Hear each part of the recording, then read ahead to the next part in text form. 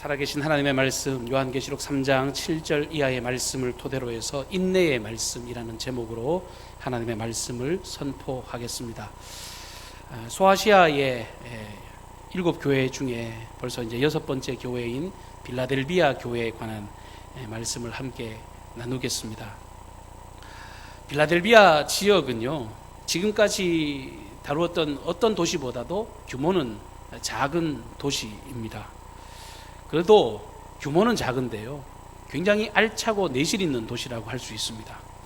미시아라는 지역과 리디아, 프리지아라고 하는 그 지역의 길목에 이 도시가 위치해 있어서 그야말로 동북아시아의 교차점으로서 굉장한 그 구심점 역할을 감당하던 지역이었습니다. 동방의 관문이라고 하는 별칭이 그 지역에 따르는데요, 지리적인 이점이 있는 거죠. 다른 나라를 가려면 거쳐서 가야 되는 나라니까 교통의 요충지로서 일찍이 굉장하게 큰 상업이 발달했던 지역이 이 빌라델비아 지역이었습니다.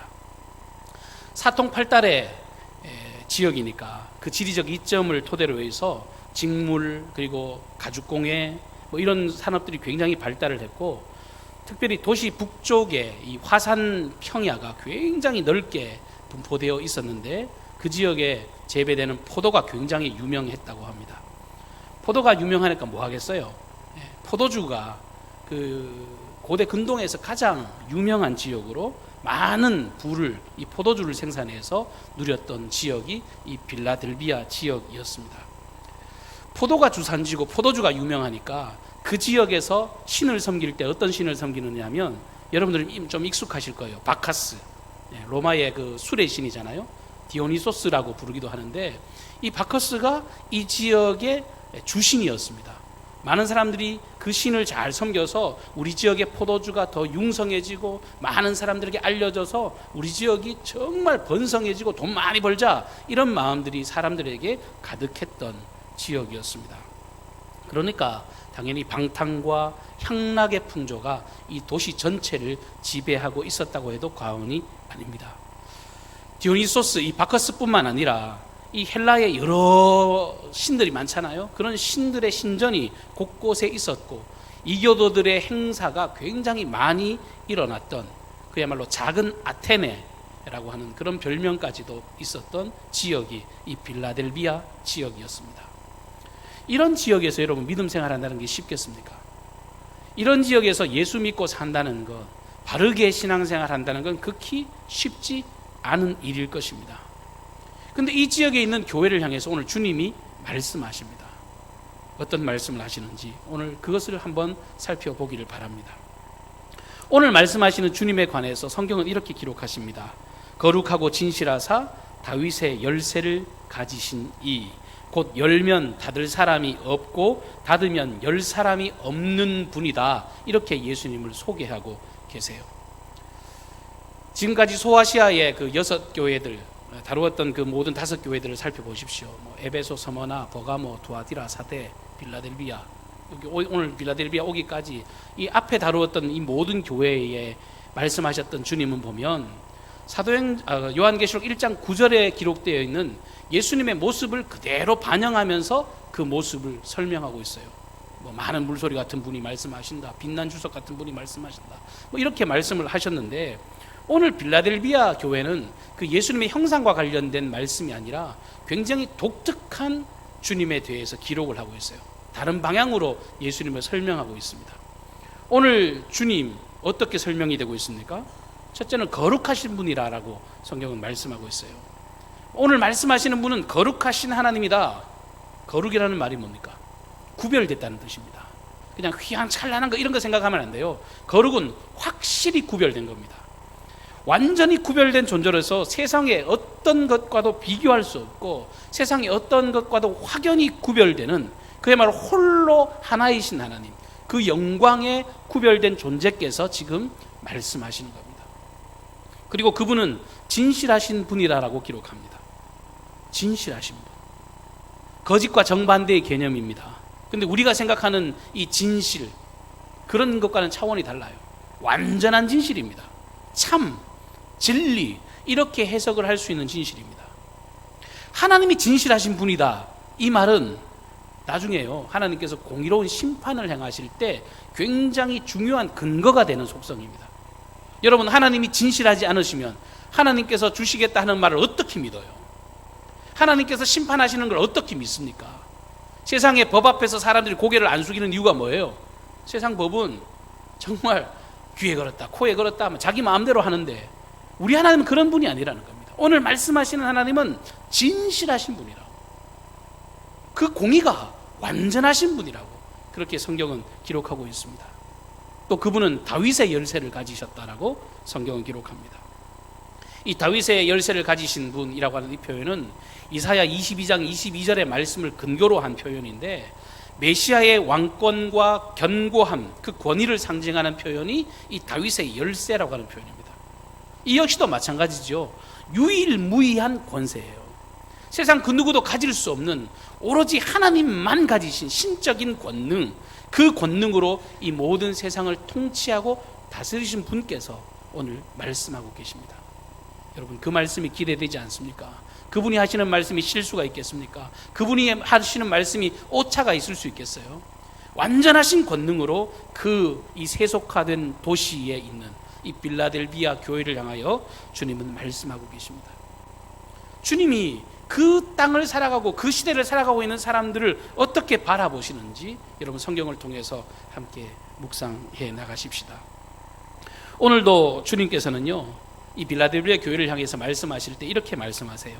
내가 내 행위를 아노니 라고 말씀하십니다. 여러분, 이미도 많은 교회들을 나누면서 이 말씀은 우리가 굉장히 많이 귀담아 들었습니다. 내가 너의 행위를 안다 라고 하는, 이게 앞서 제가 소개해드렸던 그 하나님께서 우리를 향한 말씀이에요. 내가 너를 안다, 이 준엄하신 말씀 아닙니까? 오늘 이 시간에도요, 이 음성을 우리가 듣게 되기를 축복합니다. 우리의 모든 행위를 아시는 하나님, 여러분이 오실 때요, 어떤 생각으로 나오셨는지, 어떤 마음으로 이 자리에 있는지, 어떤 근심이 있는지, 아픔이 있는지, 고민이 있는지 주님은 다 알고 계시다는 거예요. 그거를 어떻게 모르고 신앙생활 할 수 있습니까? 모든 것을 다 하시는 하나님, 하나님 앞에서 벌거벗은 자처럼 살아가는 모습, 이게 신앙인의 모습입니다. 여러분, 이 말씀 앞에서 제가 생각해 보니까 가만히 그래요. 늘상 죄짓고 이 무감각하게 살아가고 아무것도 정말 개선하려 하지 않고 그냥 고집스럽게 살아가는 삶 이면에, 여러분, 그 이면에 어떤 마음이 있을까요? 하나님 속일 수 있다는 생각이 있으니까 그렇게 살아갈 수 있는 겁니다. 하나님 충분히 속일 수 있지라는 그런 생각이 있어야 죄도 짓고요, 무감각하게 살고요, 어떠한 이야기에도 개선의 여지가 없이 그냥 묵묵히 자기 일을 하고 살아가는 거예요. 뭐 이까짓 거 뭐 아실 턱이 없지 않냐? 야, 이런 것까지 하나님이 그 캐캐묻게 다 알까? 야, 하나님이 어디 있어? 이런 생각을 하고 살아가니까 자기 고집대로 살아가는 겁니다. 그러니까 정확히 이야기하면 자기 고집대로 살아가는 인생은 누가 하나님이에요? 자기가 하나님이에요. 하나님이 그냥 필요 없죠. 자기가 하나님 꼭대기 위에 올라가서 살아가고 있는 것입니다. 근데 신앙인들은요, 그게 얼마나 미련한 짓인지 알아요. 진짜 믿음 생활 잘하는 사람들은 그게 얼마나 어리석고 무지한 일인지 잘 안단 말이에요.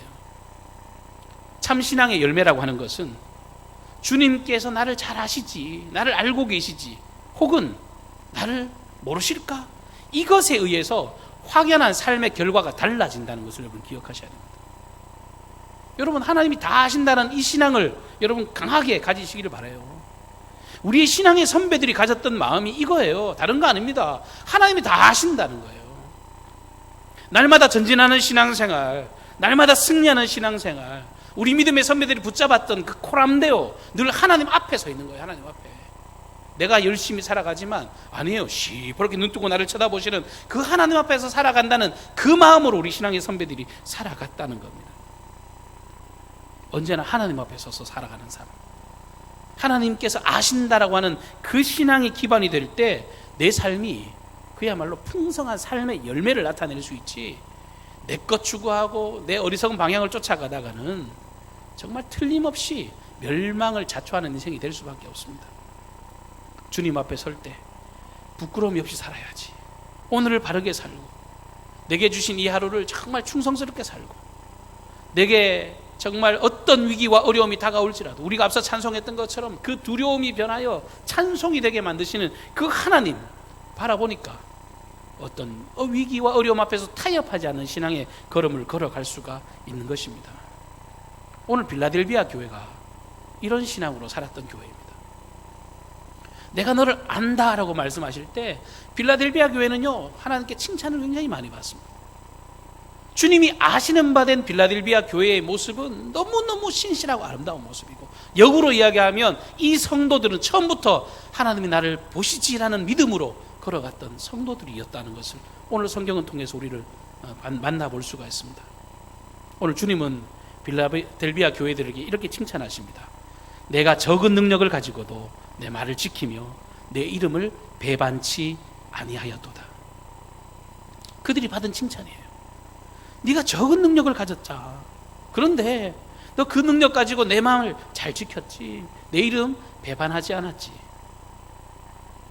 여기 적은 능력이라고 번역된 이 미크란 듀나민이라고 하는 말은 여러분 잘 아시는 단어의 조합입니다.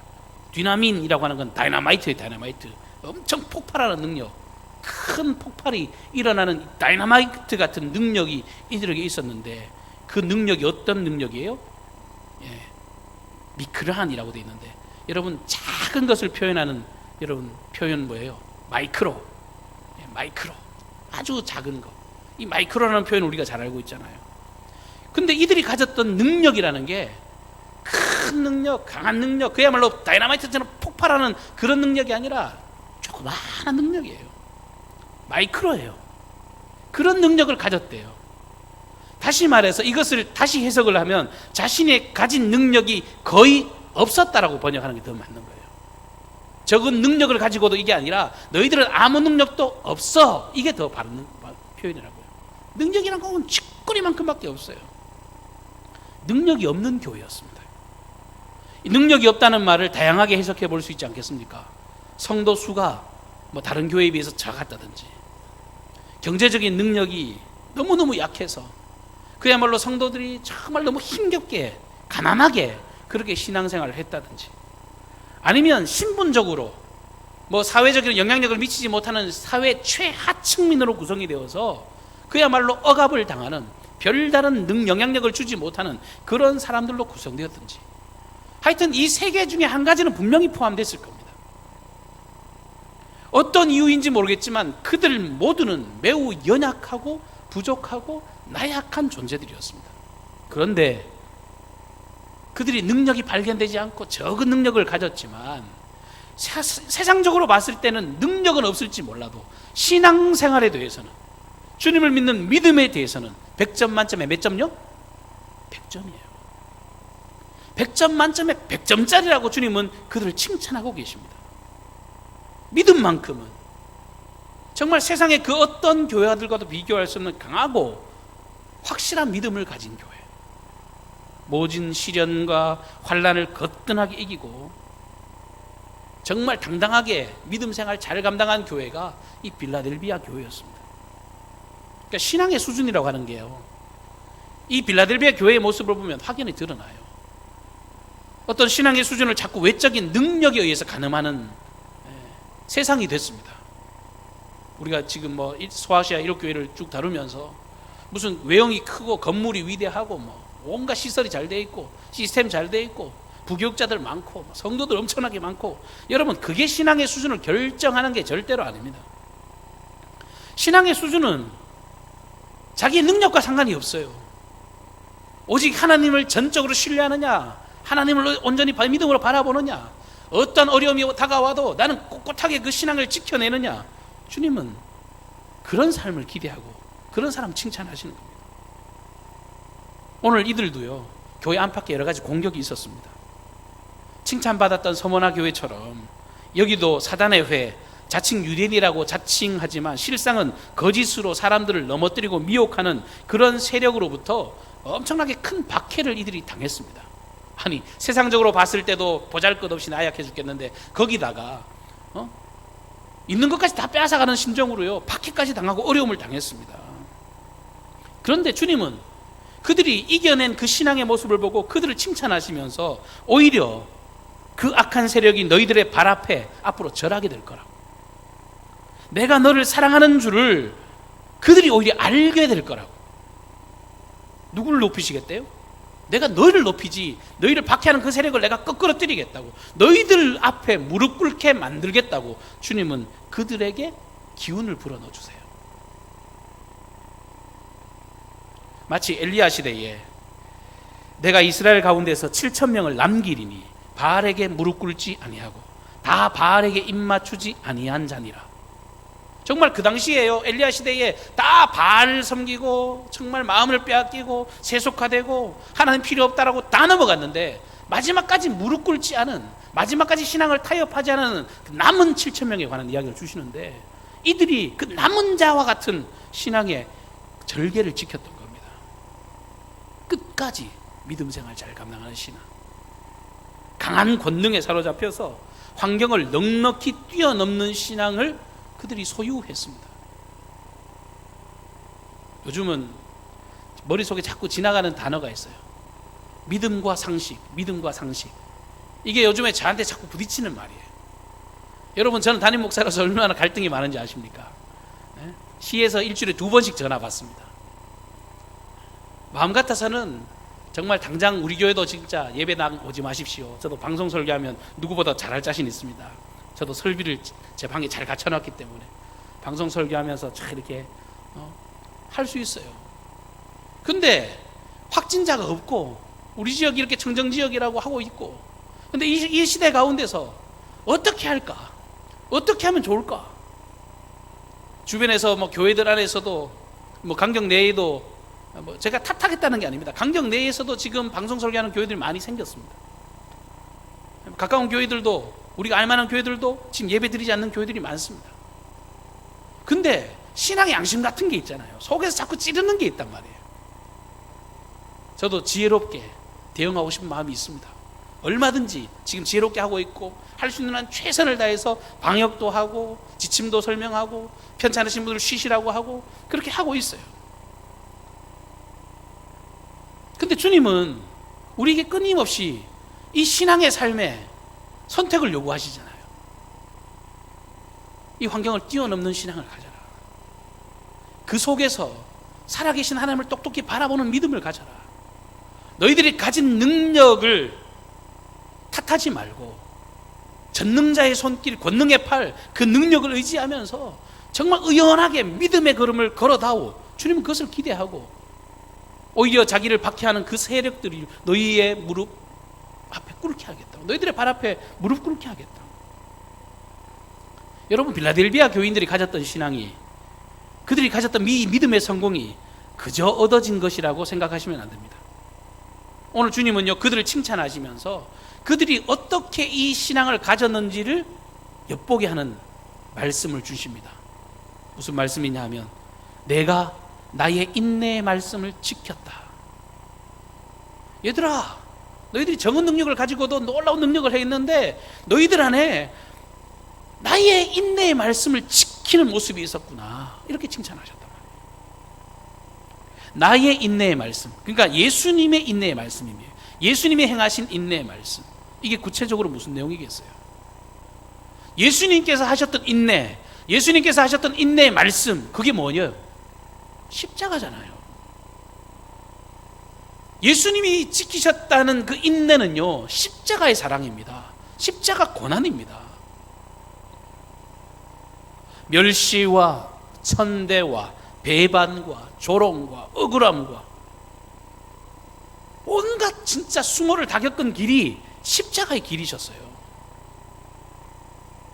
요즘에 새벽마다 요한복음 말씀 묵상하는데, 여러분 새벽 나오신 여러분들 아시겠지만 주님이 지신 십자가, 억울할 때 이를 데 없는 길 아닙니까? 제자가 배신하는 거 그럴 수 있어요. 근데요, 재판석상에서 전개되는 거 보면요, 터무니없는 대제사장 가야바 장인어른이 뜬금없이 등장해가지고 예수를 신문하고 앉았습니다. 자기가 할 수 없는 자리입니다. 대제사장의 장인어른이 무슨 힘이 있어요? 자기가 어떤 권력을 이용해서 자기가 신문을 합니다. 여기 끌려갔다가 신문당하고 가야바한테도 끌려갔다가 나중에 결국은 빌라도에게 끌려가서 예수님이 신문당하시는데, 빌라도가 내린 결론이 뭐냐면, 제차 3차 계속해서 내린 결론은 뭐냐면 이 사람에겐 죄가 없다였어요. 빌라도가 보기에 예수님은 죄가 없으셨습니다. 아무리 신문해봐도 예수님은 죄가 없으십니다. 근데 결국은 빌라도가 그 유대인들에게 인기 얻으려고, 그 세상 권력에 그야말로 이 민심이 요동할까봐, 군중심리에서 자기 자리 뺏길까봐 그거 잠재우려고 예수님을 십자가형으로 넘겨준 겁니다. 이런 어처구니 없는 일이 어디 있어요. 불의와 타협하여서 정반대로 내려진 판결에 의해서 주님은 십자가에 죽으셨어요. 근데도 성경에 보면요, 주님은 순순히 붙잡히십니다. 순순히 신문당하셨습니다. 멸시와 조롱 앞에서는 한마디 핑계도 대지 않고 침묵하셨습니다. 그리고 오히려 십자가 위에서는요, 모든 사람의 죄를 용서하시면서 아버지, 저들의 죄를 용서해 주십시오. 저들이 하는 짓을 알지 못합니다라고 오히려 그들을 용서하신 사랑, 이게 예수님이 이루신 인내의 사랑입니다. 예수님이 이루신 인내의 말씀이 바로 십자가입니다. 이 표상이 십자가예요. 근데 빌라델비아 교회가 예수님의 이 인내의 말씀을 지켰다잖아요. 빌라델비아 교회가 왜 칭찬을 받았냐 봤더니 그들이 예수님이 걸어가신 그 길을 고스란히 그대로 뒤따라가고 있다는 거예요. 내 삶의 유일한 모델, 내 인내의 모범이 이 십자가 지신 예수님밖에 없다라고 생각하고 그 주님만 바라보고 신앙생활을 했다는 것입니다. 그러니까 주님이 너무너무 감동받으시는 거예요. 스데반이 죽을 때 여러분, 예수님이랑 똑같이 죽지요. 돌을 맞아 죽는 현장에서 그는 환하게 밝게 웃으면서 자기를 향해 돌을 던지는 사람들 용서하면서 죽습니다. 여러분, 스데반의 그 삶이 이 빌라델비아 제 교회 전체의 모습이었어요. 모든 성도들이 자기가 가진 어떤 능력이라고는 요만큼밖에 없지만, 그러나 그 속에서 주님의 그 십자가의 길을 걸어가는 데 있어서는 전혀 타협이 없어요. 아름답게 걸었던 것입니다. 근데 이들이 이렇게 신앙의 길, 이 고난을 감수하고 예수님과 같이 인내로 이 믿음의 걸음을 걸을 수 있었던 비결이 뭘까요? 그 이유가 뭘까요? 분명한 이유는 성경에 기록이 되어 있습니다. 오늘 이들이 이렇게 걸어갈 수 있는 이유는요, 하나님께서 보상하실 것을 바라봤기 때문이에요. 하나님께서 이 모든 것들을 심판하셔서, 아까 제가 안다라는 말씀 드렸잖아요. 하나님께서 나를 보고 계신다는 걸 정확히 알았기 때문에 그 세상 끝날에 나를 알고 계시고 나를 바라보시고 내 모든 것들을 걸음을 정말 계산하고 계신 그 주님 앞에 설 날을 있음을 바라봤기 때문에 이들이 이런 신앙생활이 가능했던 겁니다. 종말의 신앙, 공의롭게 심판하시는 그 하나님을 바라보는 신앙이 그들에게 있었기 때문에 그들이 이런 삶이 가능했어요. 고난을 이겼다, 고난을 감수했다 그러면 어떤 사람이 그럽니다. 그들이 억지로 참고 막 피눈물 나면서 막 겨우겨우 억지로 참았겠지, 그렇게 생각이 되겠지만 사실은요, 믿음이 뒷받침되는 고난의 감수는요, 억지로가 아니에요. 진짜 어떤 마음이냐 하면 장차 다가올 영광을 바라보고 하나님이 주실 그 상급을 바라보기 때문에 그 고난을 기꺼이 감수한다는 게 맞습니다. 아이고 나 진짜 죽겠네, 이게 아니라 주님이 주실 그날을 사모하는 거예요. 주님이 먼 훗날 내게 정말 아름다운 상급으로 채우시고 너가 정말 애썼다, 수고했다, 그렇게 격려할 그날을 바라보면서 그들이 그 고난을 기꺼이 감수하며 걸어가는 겁니다. 주어진 삶을 즐거움으로 감당하고 내가 오늘을 살아가는 것 주님의 은혜라고 하루하루에 감사하고 먹는 것에 일용할 양식 채워주심에 감사하면서 살아가는 그 신앙의 모습이 이 빌라델비아 교인들의 고백이었다라고 하는 겁니다. 주님은 그들의 신앙을 칭찬하면서 이들이 가졌던 믿음을 더 확실하게 상기시켜 주세요. 내가 속히 오리니, 내가 속히 임하리니, 내가 가진 그 믿음을 끝까지 부여잡고 이미도 얻은 면류관을 빼앗기지 말라라고 더욱더 주님은 격려해 주셨습니다. 여러분, 빌라델비아 성도들이 가졌던 믿음과 주님이 주시겠다는 그 격려와 상급이 동일하게 맞닿아 있잖아요. 내가 속히 말이니, 내가 속히 갈게. 우리 지난 시간에도 말씀 나눴습니다만 주님의 나라는요 도둑같이 임하는 날입니다. 그날이 멀지 않았습니다. 언제 올지 몰라요. 그냥 불시에 쳐들어와요. 오늘 빌라델비아 교회를 향해서도 분명히 말씀하시잖아요. 내가 속히 임하겠다. 그러니까 너 굳게 잡아라. 그러니까 이건 잠시도 중단될 수 없는 일이다. 그리고 중단되어서도 안 되는 생명의 길이니까 너 끝까지 이 믿음의 길을 걸어다오. 그렇게 주님은 그들을 격려하고 가십니다. 여러분 사필귀정이라고 하는 사자성어 잘 아시죠? 올바르지 못한 것이 잠시 기승을 부리는 것 같지만 일의 결국은 반드시 옳은 대로 돌아간다라고 하는 사자성어가 사필귀정입니다. 저는 이게 기독교 세계관을 잘 담은 그 말 같아요. 그리스도인이 가져야 될 마음이 이런 마음이에요. 여러분 사필귀정의 하나님을 여러분 바라보셔야 됩니다. 그 하나님을 신뢰하시길 바랍니다. 지금은 뭐 좀 꼬이는 것 같죠? 곁길로 넘어가는 것 같죠? 근데 하나님께서 이루실 일은요 반드시 공의롭게 우리에게 이루어져요. 지금 온 세계가 지금 난립니다. 여러분 사람이 할 수 있는 게 뭔지 한번 보세요. 저는 지금 이런 시대를 살아가면서 하나님이 더 크게 보입니다. 우리의 믿음이 더 크게 요구되는 시대 아닙니까? 사람이 할 수 있는 게 뭔지 한번 보시라고요. 사람이 할 수 있는 것 그냥 예방하고 병 걸린 사람 찾아내고 어떻게 할까 안절부절하는 것 외에 우리가 할 수 있는 게 뭐가 있냐고. 하나님의 공의와 하나님의 사랑이 아니고서는 이 세상에 어떠한 소망도 없습니다. 거룩한 하나님의 백성들의 걸음, 진정으로 주님을 바라보는 성도들의 걸음, 우리는 지금 눈앞에 펼쳐져 있는 요거 바라보고 사는 인생들이 아니라 영광스러운 그 면류관을 바라보면서 살아가는 인생들입니다. 반대로 여러분 세상 끝날에 이 지금 성도들이 고난당하는 것 같고 성도들이 어려움을 당하는 것 같고 성도들이 넘어져 있는 것 같지만 실상은 나중에 심판의 날 요한계시록 그 끄트머리에 말씀해 보면요 결국은 뭐 일곱 나팔의 재앙이든 대접의 재앙이든 수없이 많은 재앙을 이야기해도 주님께서 그 재앙을 누구 때문에 주신대요? 악인들 때문에 주시는 재앙입니다. 주님을 바라보지 않고 주님 안에 거하지 않는 자들에게 임할 재앙이란 말이에요. 성도들은 사필귀정입니다. 우리는 면류관 받아 쓰고 우리는 하나님의 영원한 나라에서 영원히 왕노릇하고 하나님의 놀라운 영광을 온전히 누릴 자들이라고 성경은 우리에게 분명히 말씀하고 계세요. 고통당할 건 악인들이에요. 우리를 힘겹게 만드는 모든 악한 세력들이 고난을 당하고 고통을 당할 거예요. 오늘 주님은 이렇게 믿음을 지킨 이 빌라델비아 교인들에게 내가 이기는 너희들에게 하나님 성전의 기둥이 되게 하겠다라고 약속해 주셨습니다. 우리 교회도 이렇게 든든한 기둥이 받치고 있어 이렇게 예배당에 예배 드릴 수 있잖아요. 기둥이라고 하는 것은 건물이나 어떤 그 건물뿐만 아니라 어떤 단체를 떠받들고 있는 어떤 중추적인 역할을 기둥이라고 표현합니다. 그러니까 기둥은 항상 힘과 안정성을 표현하는 말이고 그 영원성을 의미하는 말이 기둥입니다. 아까 건물뿐만 아니라 제가 어떤 단체를 떠받들고 있다고 그랬는데 갈라디아서 2장 9절 말씀에 보면 야고보와 이 베드로 게바를 향해서 그리고 요한을 향해서 주님은 기둥같이 여기신다라고 말씀하셨거든요.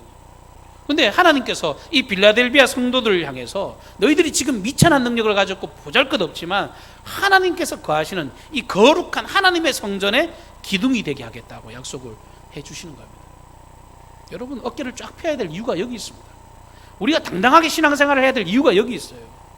우리와 우리의 다음 세대, 우리 강정중앙에 속한 모든 권속들은 오직 하나님 나라의 기둥으로 손색 없는 믿음을 소유하시기를 주님을 축복합니다. 하나님은 우리가 든든한 기둥이 되기를 기대하고 계세요. 믿음 지키고 정말 성도의 아름다운 본분을 잘 감당하면 하나님 나라 성전에 하나님이 거하시는 곳에 기둥되게 하시겠대요. 아니 하나님으로서도 충분히 만족스러운데 하나님의 성전의 기둥이라니 이게 얼마나 큰 은혜입니까?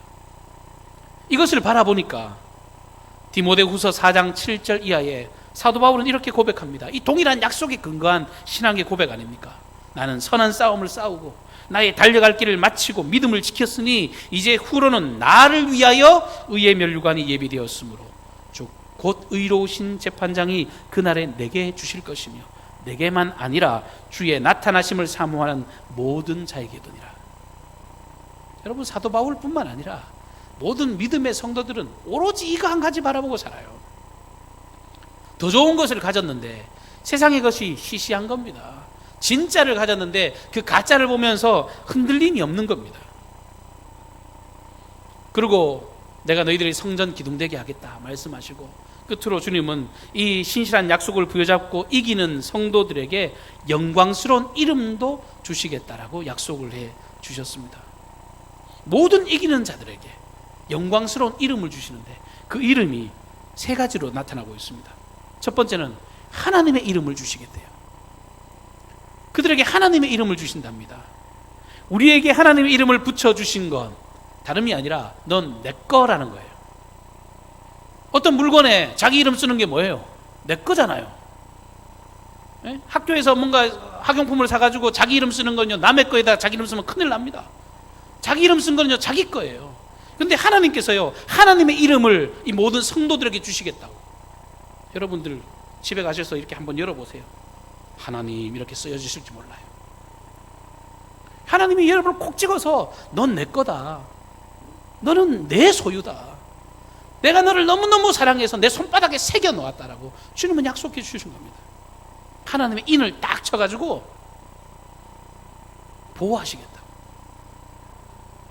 여러분, 우리 강경중앙교회가 하나님의 인침을 받아 이렇게 안전하게 가시는 걸 믿으시길 바랍니다. 여러분, 재수 좋아서 우리가 이렇게 예배하는 게 아니에요. 여러분, 그런 믿음을 가지셔야 돼요. 우리는 정말 청정지역인데 아싸 잘됐다, 우리는 피해갔다, 이게 아니에요. 우리가 하나님의 은혜 안에 있다는 것을 여러분 고백하시길 바랍니다. 내가 하나님의 은혜 안에 있다, 내가 하나님의 인침을 받았다, 내가 하나님의 권능 안에 있다라고 이 신앙의 고백을 여러분 하셔야 돼요. 나라가 어수선하지만 그런 신앙의 고백이 내 개인의 고백이 될 때 내가 의연하게 살아갈 수 있어요. 주님은 그런 믿음을 우리에게 기대하고 계십니다. 둘째는 하나님께로부터 내려오는 새 예루살렘의 이름을 주시겠다고 약속하십니다. 새 예루살렘의 이름을 주시겠대요. 신분증이에요, 신분증. 저는 지금 논산시 강경읍 옥녀복로, 지금은 금백로에 집을 두고 살고 있습니다. 근데 우리가요, 믿음 생활 잘하고 이렇게 의연하게 적은 믿음으로 당당하게 신앙생활하면 하나님께서 우리의 주소를 어디로 옮겨주신대요? 새 예루살렘, 하나님의 영원한 도성에 그 이름을 우리에게 주시겠다고 약속하지 않습니까? 저는 목회하면서 예전에 그 이야기를 듣고 진짜 혈압 올랐어요. 그러잖아, 천당 갈래 분당 갈래 이러면 뭘 선택한대요? 분당 갈래 그런대요. 그건 말도 되지 않는 소리예요. 진짜 말도 되지 않잖아요. 우리의 신앙의 선배들은 천당 가려고, 천국을 소유하려고 천국을 바라보고 날마다 천국을 누리면서 살았는데, 지금은 천당 갈래 분당 갈래 하면 분당 간다는 말이 어디서 나옵니까? 여러분 100번을 물어봐도요, 천당 갈래 그러셔야 돼요. 우리가 천국의 놀라운 소망을 바라보고 살기 때문에 그리스도의 삶에 이유가 있는 겁니다. 이 땅의 모든 것이 다 사라질 것, 다 허망한 것, 삶의 끝자락이 되면 그때 깨달으면 늦어요. 예수님께서 날 위해 상하고 찢겨 죽으실 때 그 놀라운 비밀을 알려주신 것 아닙니까? 우리가 영원한 나라를 소유하는 사람이라는 것, 이 땅에 있는 것이 다가 아니라 영원한 것을 가진 사람이라는 것을 주님께서 알려주셨습니다. 천국을 소유한 이 영적인 자존감, 내가 하늘나라 그 새 예루살렘 도성의 백성이고 그 나라를 통치하고 다스리는 사람이다라고 하는 그 자존감을 저와 여러분이 소유할 수 있기를 주님을 축복합니다. 마지막 세 번째 이름은 그리스도 예수께서 주시는 새 이름을 우리에게 주시겠다고 약속하십니다. 하나님의 이름을 주시겠대요. 너 내 거다. 그리고 하늘나라의 새 예루살렘 이름을 주시겠다. 너 천국 시민이다. 근데 세 번째 이름은 조금 독특해요. 그리스도 예수께서 주시는 새 이름이래요. 그리스도 예수께서 주시는 새 이름이니까 그 이름이 어떤 이름인지 누구만 알아요? 주님만 아시는 이름이에요. 오직 예수님만 아시는 신비스러운 이름, 우리를 구원하신 주님, 이 세상의 모든 것을 창조하신 그 창조주께서만 아시는 새로운 이름, 여러분 궁금하지 않으세요? 이게 궁금하면 예수 잘 믿어야 돼요. 천국 가서 물어봐야 되거든요. 주님, 그 이름이 도대체 뭡니까? 그게 어떤 상급으로 주어질지, 어떤 나라를 주어질지, 어떤 것이 주어질지 몰라도 정말 틀림없이 예수님께 소속된 그 아름다운 이름을 내게 주신다고 하니까 이게 얼마나 두근두근거리고 크나큰 보증이요 약속이 되는 것이겠습니까? 사랑하는 성도 여러분, 말씀을 맺겠습니다. 우리가 살아가고 있는 세대가 정말 우리를 많이 흔들어대는 건 사실인 것 같습니다. 지금까지 이렇게 온 나라가 이렇게 흔들리고 온 민족과 열방이 이렇게, 모르겠어요. 이게 어떤 학자들은 200년에 한 번씩은 꼭 오는 그런 질병이다, 그런 이야기를 하더라고요. 근데 200살 사신 분 없으시잖아요. 우리가 살아가고 있는 세대 속에서는 틀림없이 충격적인 삶을 우리가 살아가고 있습니다. 근데 주님께서는 이 세대 가운데서 우리가 의연한 믿음의 걸음을 멈추지 않기를 기대하십니다. 우리가 가진 형편 바라보지 않고 더 위대하신 하나님을 목도하기를 기대하고 계세요. 세상의 어떤 여러 가지 소리에 귀닫고 전능자를 바라보기를 기대하세요. 믿음 흔들리지 않고 그 믿음을 부여잡고 이 유한하게 사라질 것들을 바라보는 것이 아니라 영원한 하나님의 나라를 소망하고 영원한 상급을 바라보면서 걸어가는 그 생명의 삶을 정말 살아가기를 주님은 응원하시고 기대하고 계십니다. 그리고 그 믿음 살아가는 이들을 격려하시고 칭찬해 주시는 하나님이십니다. 오늘 저와 여러분이 적은 능력이라고 정말 넋두리하고 하소해 나는 인생이 아니라 정말 주님이 나와 함께 하심으로 내게 능력 주시는 자에서 나 모든 것 할 수 있지라고 하는 그 권능에 그런 능력 있는 삶을 살아가는 저와 여러분, 우리 강정중앙교회가 되기를 주님 이름으로 축복합니다. 한번 기도하십시다. 자비하신 주님, 지금도 살아계셔서 우리와 함께 계시는 주님을 믿고 의지합니다. 또한 주님을 믿음으로 바라보게 하시니 더욱 감사를 드립니다. 세상이 아무리 힘들고 어려워도 살아계신 하나님이 나와 함께 하신다는 그 믿음을 가지고 온전히 힘찬 믿음의 경주를 걸어갈 수 있도록 도와주옵소서. 오늘 빌라델비아 교회 적은 능력을 가졌지만 정말 세상이 감당치 못할 그 믿음을 가지고 전진하여 주님께 칭찬을 받았습니다. 하나님 아버지, 이 칭찬이 나의 칭찬이 되게 하여 주시고 정말 이 세대를 살아갈 때 영원한 하나님 나라를 소망하고 또한 무엇보다도 영원한 그 심판의 그 주님 앞에서 부끄러움이 없는 믿음의 인생 살아갈 수 있는 그런 결단과 놀라운 믿음의 결심이 이 시간 가운데 일어날 수 있도록 도와주옵소서. 하나님 아버지, 이 세대 가운데 하나님 우리의 믿음을 지켜낼 뿐만 아니라 연약하고 힘들어하고 어려워하는 그들을 또한 사랑으로 품어낼 수 있는 그리스도의 가슴이 우리 가운데 있게 하여 주시옵소서. 그들이 인내의 말씀을 지켰습니다. 우리도 동일하게 예수 십자가의 길을 걷게 하여 주시고 아버지께서 이마에 죽으신 이 십자가는 단순한 멸망이 아니라 영원한 구원의 소망이요 부활이요 생명이라는 것을 우리가 온전히 능력으로 확신하며 오늘도 그 십자가의 권능으로 이 세상 가운데 당당하게 걷기로 나아가는 그런 믿음의 성도들 되게만 하여 주시옵소서. 말씀 앞에서 우리가 새로운 결단을 합니다. 하나님 아버지, 강한 팔로 능력의 팔로 우리를 붙잡아 주셔서 이 모든 세대 가운데서 믿음의 믿음을 나타내 보이는 성도들의 걸음 되게 하여 주옵소서. 그러나 큰 영광으로 채워가실 주님을 기대하옵고 예수님의 존귀하신 이름으로 기도하옵나이다. 아멘.